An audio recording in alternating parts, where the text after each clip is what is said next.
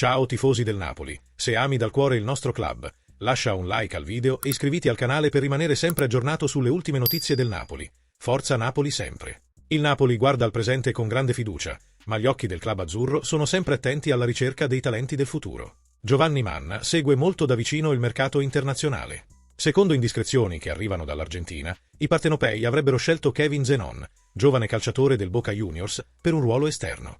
Il club argentino è da sempre uno dei più prolifici nello sviluppo di nuovi talenti e Zenon, classe 2001, ne rappresenta uno dei gioielli più preziosi.